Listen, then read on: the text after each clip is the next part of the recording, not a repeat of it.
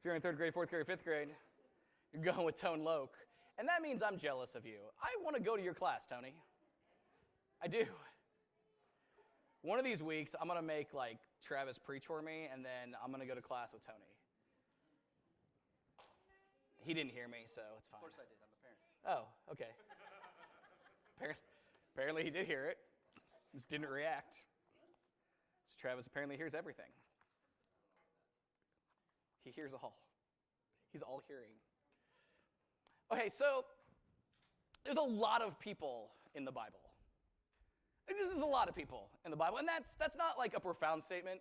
I understand sometimes I'm trying to hit you guys with some knowledge you've never heard before, and sometimes I give you, there's a lot of people in the Bible. There's a lot of people in the Bible. You are totally aware there's a lot of people, and that's because the Bible is really, really big. the Bible is not just a book. A lot of times we think about the Bible as this really long book. But the truth is the Bible is actually 66-ish books. It's like a library of books. It's this giant collection of books. And so, of course, there's a lot of people in those books. There's a lot of stories in those books. The New Testament, the Old Testament, there's a lot of people.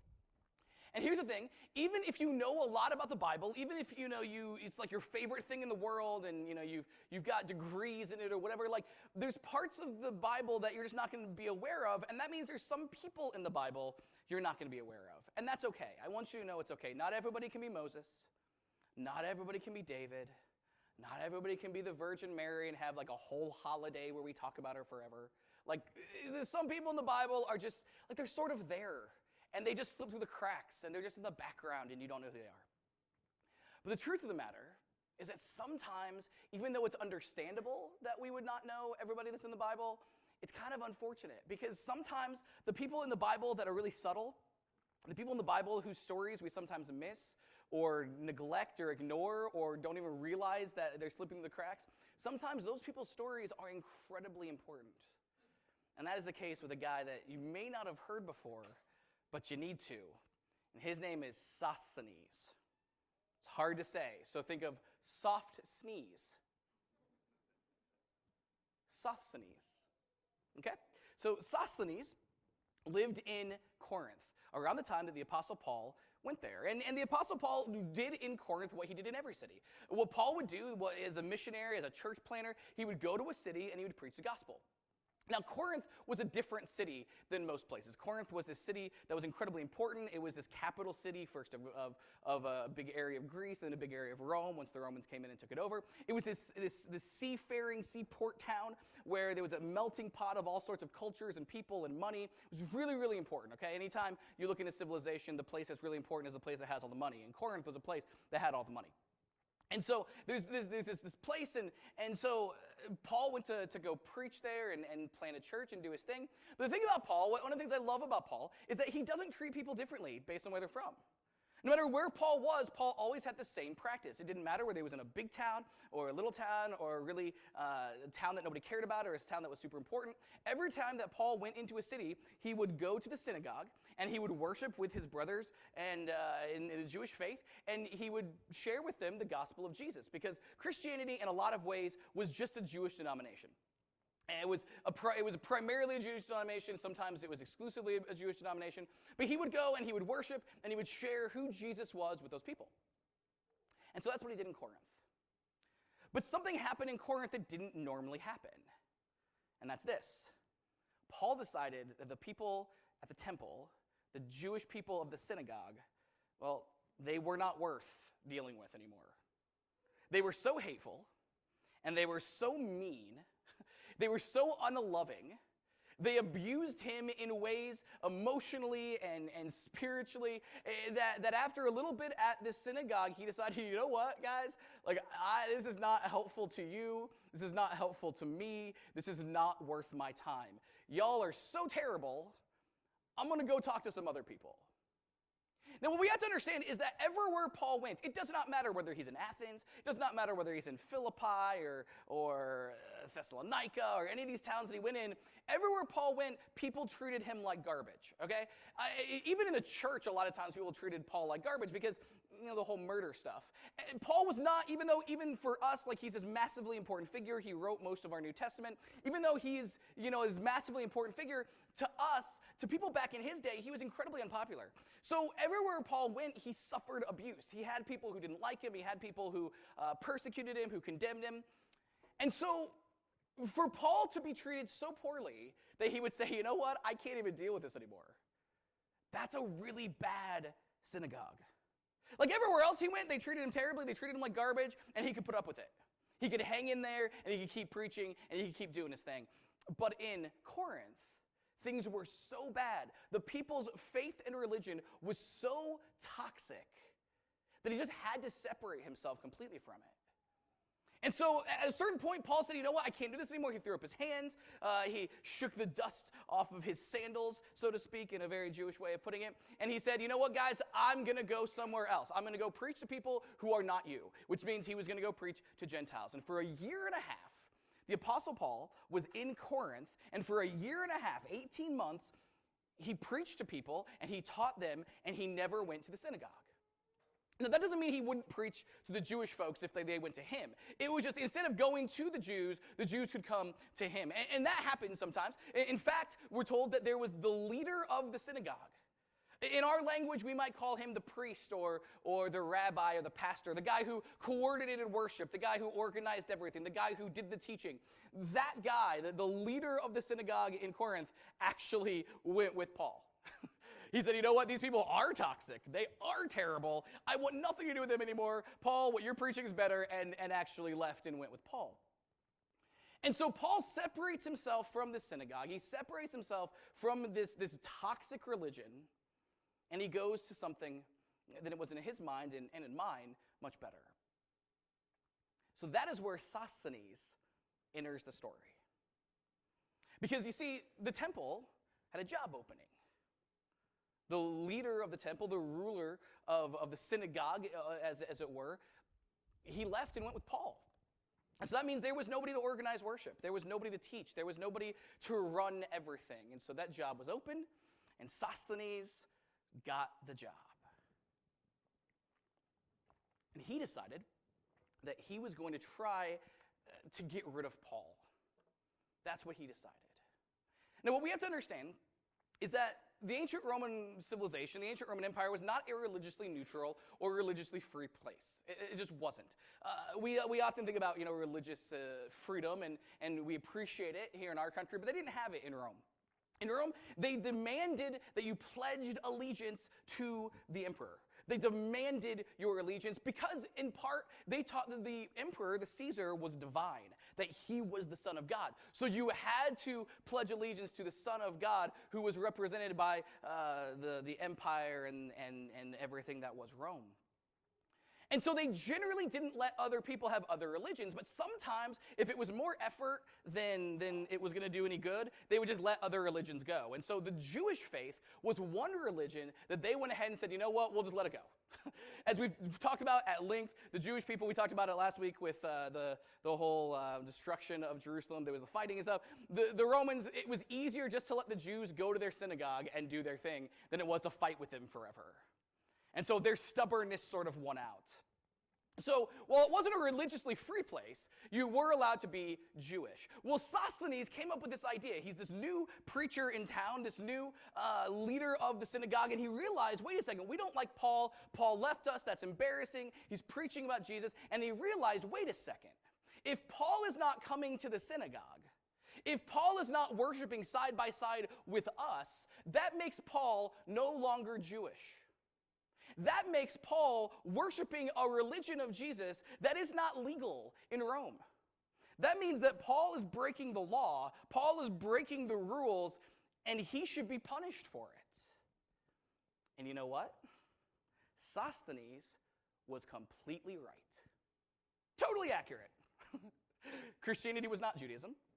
Christianity was against the law. Everything Paul was teaching was not okay, according to the Roman law. He was right. Sosthenes was completely right about what Paul was doing. And so Paul, or Sosthenes, arranges a meeting before the governor of the entire region and says, hey, I've got this problem that you want to know about. This religious guy who's teaching this weird cult, this weird idea, and it's not legal, and it's not what Rome wants, and they're not a big fan of the Caesar. They say someone else is the Son of God, and they're not a big fan of the Jewish faith that you've allowed because, they're separating themselves from the synagogue. And so Sosthenes and the synagogue took Paul to court.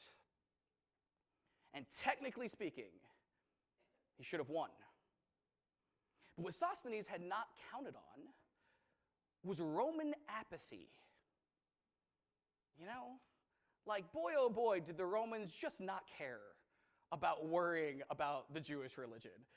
So the court case happens, and the governor just says, man, do I not want to hear this.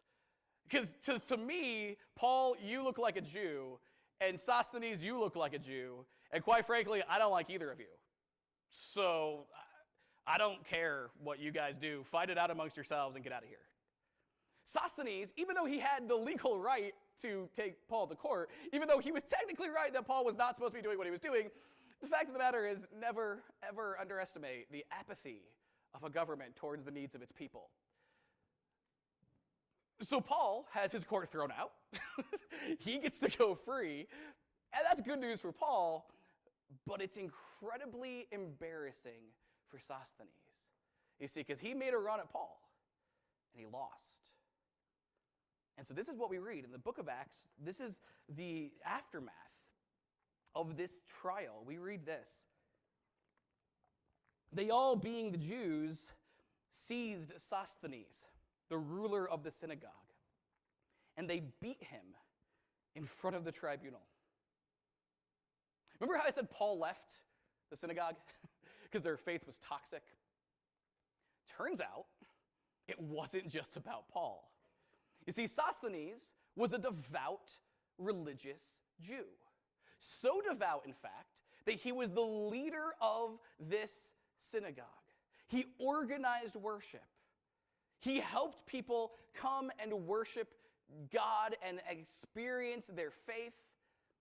He was committed, he was devout, and none of that mattered. Because the second he made a mistake, there was no grace, there was no mercy, there was no understanding, there was no kindness, there was humiliation, there was a public beating, there was anger and hostility and vengeance.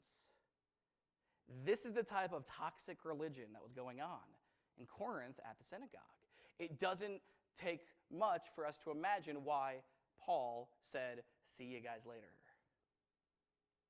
And it sounds sort of obvious, but it needs to be said, and we need to make sure that we get this point before we move on. Sosthenes left the synagogue too. And you think, well, of course he did. The guy was the leader of the synagogue. He made a mistake, and they beat him for it. They literally publicly humiliated and physically scarred him for making a mistake. And that makes Sosthenes incredibly reasonable. You see, here's the truth of the matter. Everybody is looking for love, and acceptance, and affirmation. People don't want to be in communities where they're treated poorly.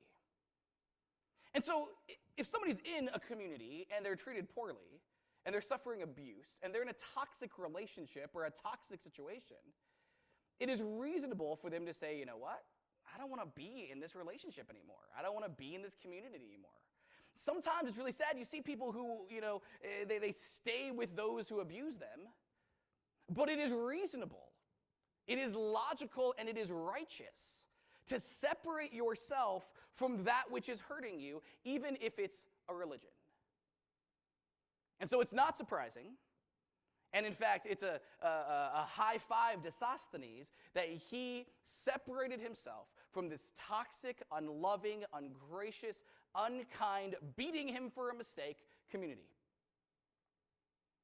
What is a little bit surprising is where we see him next in the scriptures. We find him in a very strange place. In the book of 1 Corinthians, verse 1, chapter 1, we read this. This letter is from Paul, chosen by the will of God to be an apostle of Christ Jesus, and from our brother Sosthenes. Now, first of all, I said like some people slip through the cracks. Like, we should probably at least know who Sosthenes is. So, at the very least, get that soft sneeze thing in your head. And at the very least, the guy helped write 1 Corinthians. That's one of the biggest books of the New Testament, one of the most important books of the New Testament. He collaborated with and helped Paul write this letter. The words of 1 Corinthians are not just Paul's. They're Paul's and Sosthenes's. Soft sneezes. See, it just rolls off the tongue, a soft sneeze. It just does.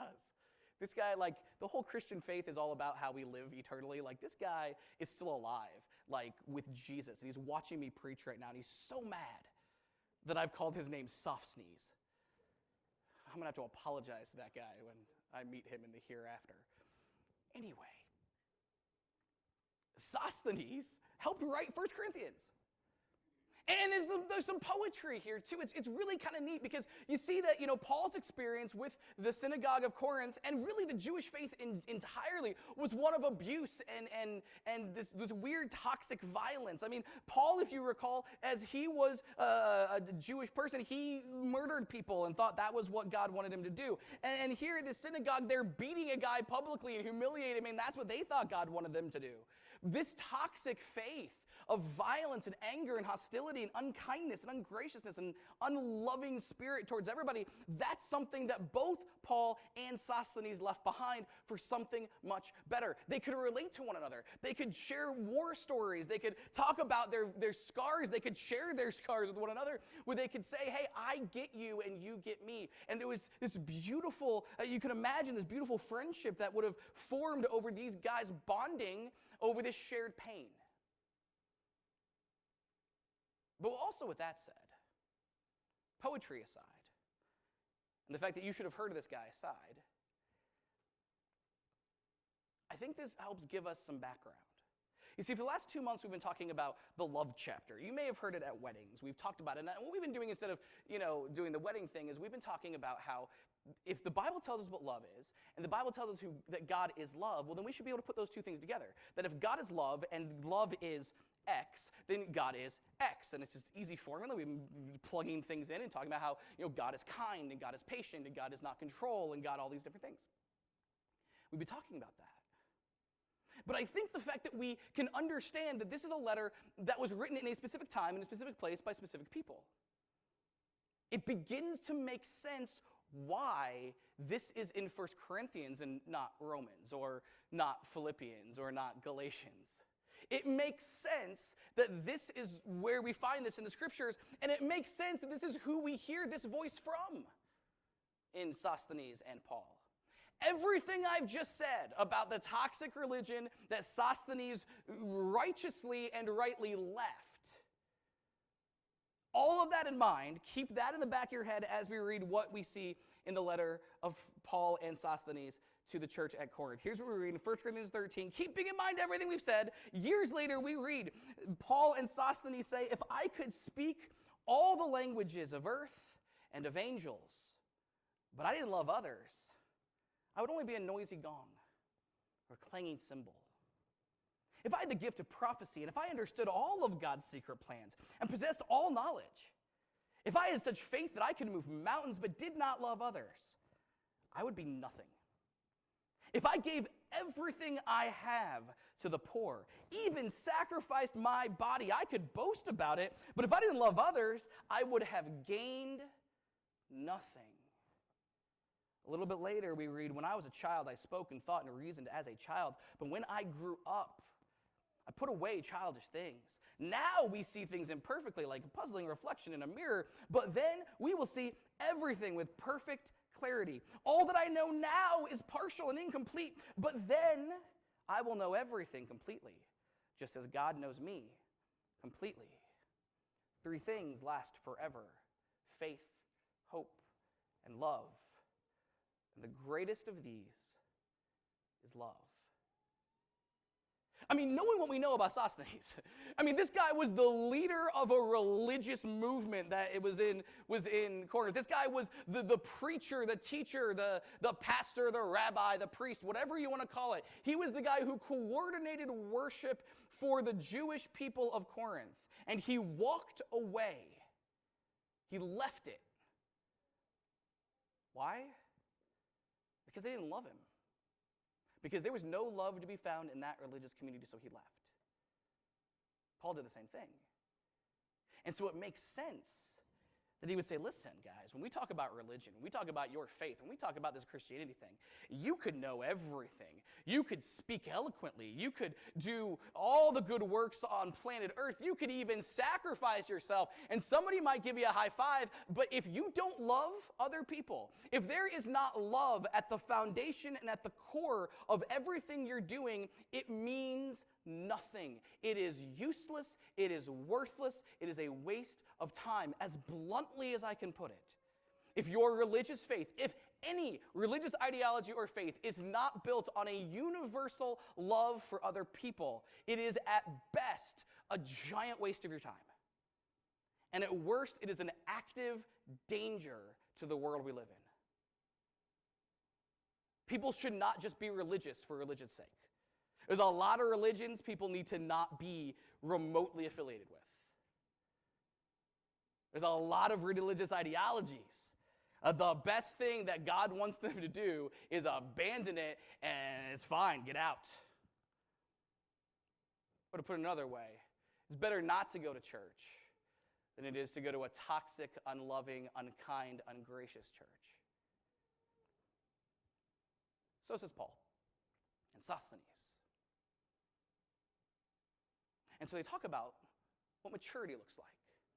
So a lot of theologians over the eons have gotten hung up on this word teleos. It's this Greek word. It means perfect. It talks about the perfect coming. But all teleos really means is maturity. And it should go without saying, maybe, and if it needs to be said, I'll say it. As Christians, we're not just done once, we accept Jesus or are baptized or join a church or whatever. We're not done. Like, that's the beginning of our journey with God. Christianity is a lifelong endeavor and journey where we are growing in our faith, where we are maturing, where we are, we call it cultivating around here at Ashland Christian Church. That's what we're supposed to do. We meet God and we accept the call, and then we grow up while we do it. And a lot of times, as we talk about spiritual maturity, as we talk about growing up, as a lot of Christians talk about growing up, we talk about it in terms like, well, you grow up, the more you know, the more mature you are. Like, the more you learn about the Bible, the more mature you are, is the way a lot of times we think about it. Like, we look at somebody who knows so much about the faith and we think, well, that guy must have it all figured out. Or we look at people that go to church like every single week and like they know the songs inside and out. They know when you've done a new one because they've never heard it. I mean, if you only come to church like once or twice a month, like these songs may not be new. It may have just been something you missed. And then you don't want to say, hey, I like that new song. Because, that might be embarrassing. I always love it, too, when people come to church for, once or twice a month. They're like, yeah, I saw this new person. And I'm like, I got to tell you, they've been coming for 6 months. They just come like the opposite weeks of you. Like, they're like ships passing in the night, Like, just, it's crazy. So a lot of times we think like, okay, a spiritually mature person is somebody who goes to church every single week. Like, they know when somebody is new. They know when a song is new. We think about people who are mature, people that like do a lot or give a lot or they, they do a lot of different things. It's all about good works. It's all about, sacrificing or giving money or doing whatever. And that's what we think is a mature Christian. And here's what's interesting. Paul said, when I was a child, I thought like a child, but as I'm growing up, I'm learning to be better than that. But it's interesting because he puts maturity at future tense. This is really important. The Apostle Paul did not see himself as done growing spiritually.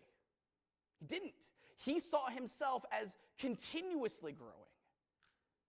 That's how Paul saw himself. So, we should probably also think the same thing. But Paul said that I'll know it completely when teleos comes, the perfect comes, when maturity comes. And then he says, 3 things last forever: faith, hope, and love. The greatest of these is love. I submit that what Paul was really getting at as he completes this whole love chapter is what Paul was saying is that spiritual maturity comes not from church attendance. It comes not from Bible knowledge. It comes not from giving money or sacrificing to do different things or good works. Those are all good things to do, but those are not the source of spiritual maturity. If you and I as Christians want to know, are we mature, we need to ask ourselves, are we loving? Paul seemed to suggest that maturity and loving other people go hand in hand. You cannot have one without the other. If you want to know how you grow up in your faith, how you cultivate, start loving people. And so long as there are people in your life you do not love, you still have growing to do. And so do I. And so did Paul. And so did Sosthenes. And here's the deal, guys. This is not unique to Paul. This is not unique to 1 Corinthians. This is not unique to Sosthenes. It makes sense why they said it. Because this is Christianity 101. During the last conversation Jesus had with his disciples, we call it the Last Supper. Because it was the last time Jesus hung out with his disciples for his death, and they had supper. They were really good at naming things, just like we are. When we named Wednesday night Bible study because it's Bible study Wednesday night, they named the Last Supper because it was supper. It was the last one. And during that Last Supper, Jesus talked about a lot of different things. He gave them promises about who they were going to be and what he would do for them. And he warned them about what was coming down the pike in the future and how things were going to be struggling and there was going to be trials and tribulations. And then he gave them something that almost like a mantra. Something they could repeat to themselves over and over and over and over again until it became part of their DNA. It became part of who they were at their very core. Something that they wouldn't even need to say anymore because it was just part of who they were as people. And here's what we read. The Gospel according to John, chapter 13.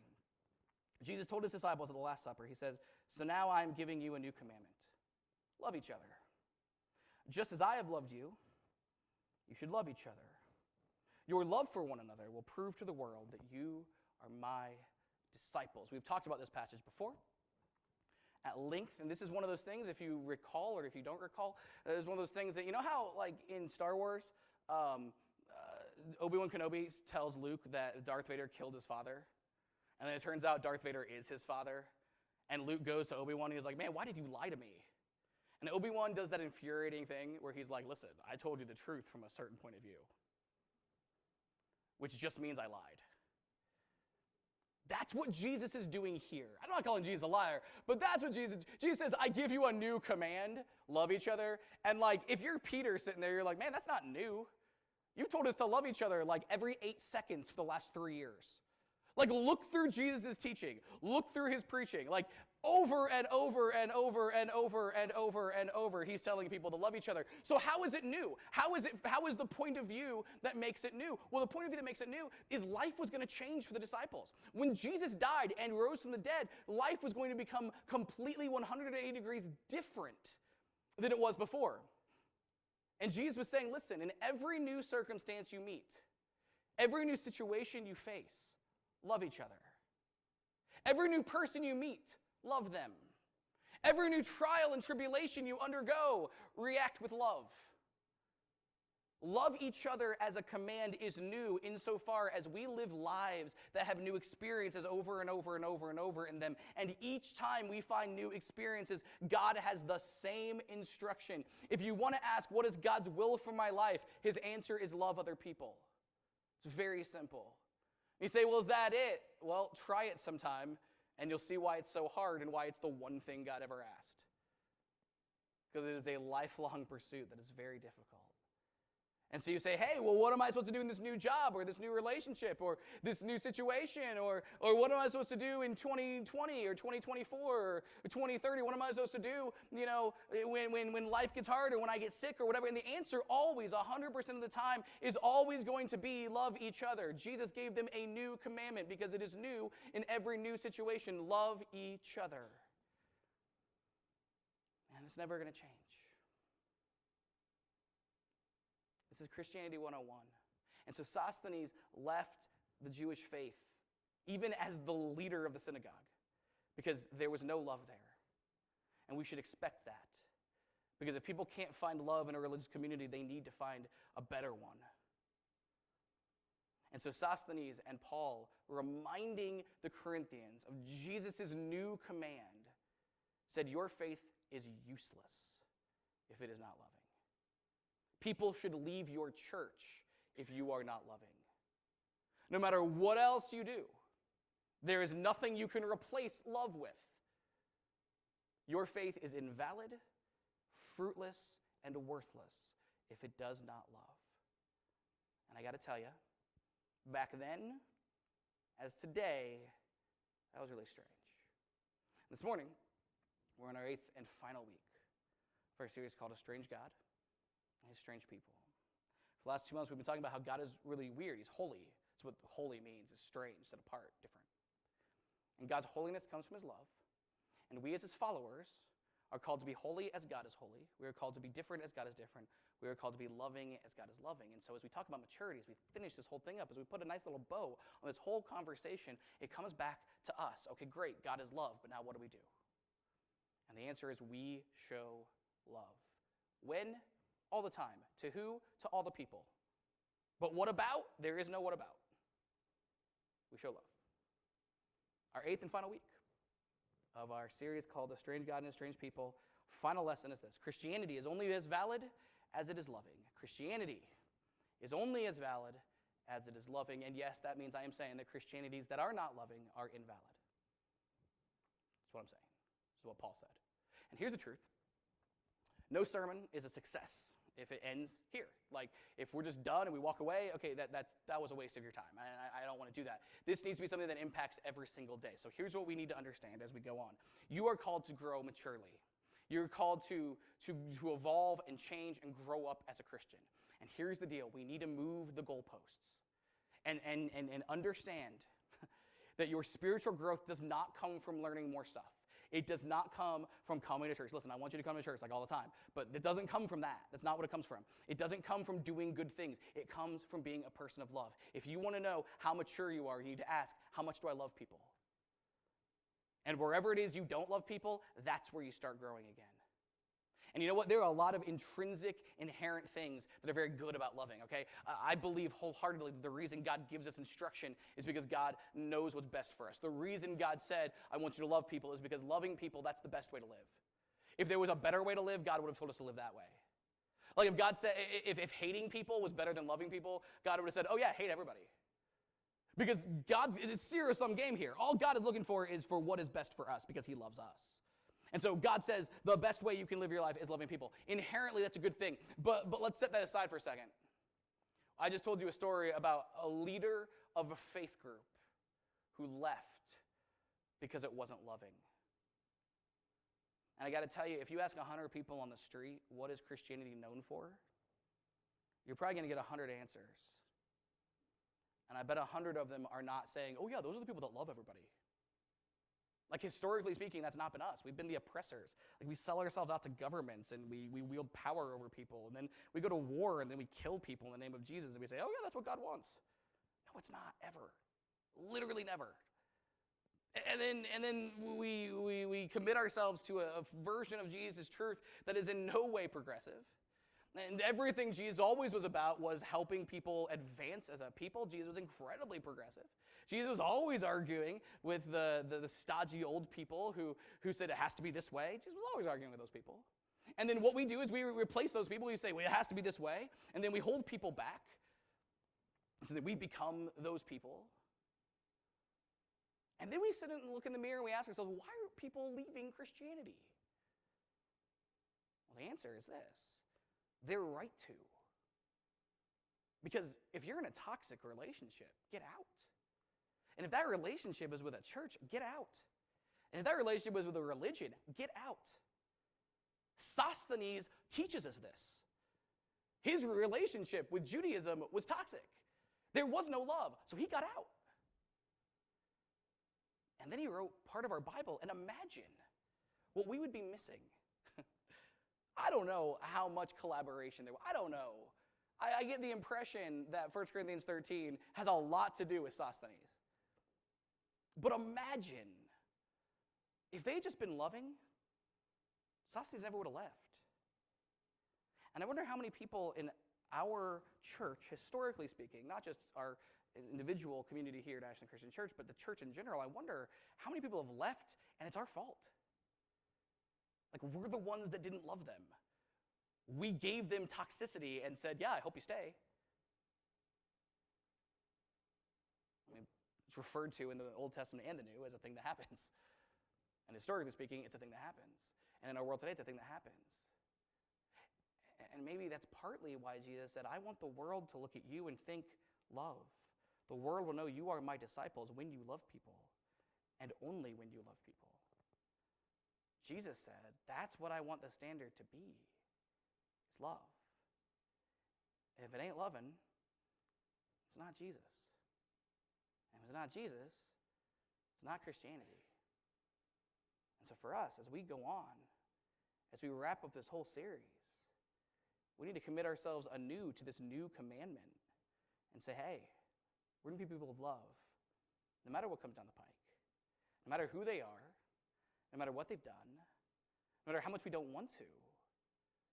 Jesus said Christianity, following him, discipleship, is about love. Paul said that maturity, spiritually, is about love. Sosthenes teaches us by word and deed that if it ain't love, people are going to leave. So it seems like we have a challenge, that we're to be the strange people of the Bible's very strange God. This morning, the musicians are going to come forward. They're going to sing a song. We're offering an invitation. We do it every week. It's a thing that's been done in church forever. The invitation is to take Jesus up on his offer, to accept his love, to embrace his love. We call it repenting and being baptized. To repent is to turn our backs on who we used to be, to say, I want things God's way. To be baptized is a symbolic act of that decision. It's to say, I want to be born again. We go down in the water. It's like our old selves being put to death. We get out of the water. It's our new selves being made anew. If you've never made that decision, nice, warm baptistry, all sorts of people can do it. Let's talk. If you're an immersed believer in Christ, you're looking for a perfect church home, this place is not it. I just use the word ain't, and ain't a word. But we do serve a perfect God. We want to connect. We want to call. We want to cultivate. We want to meet new people. We want to share the gospel. And we want to grow up. And we want to grow up the way that the Bible teaches us to grow up. And that means to grow up in love. As we stand and as we sing.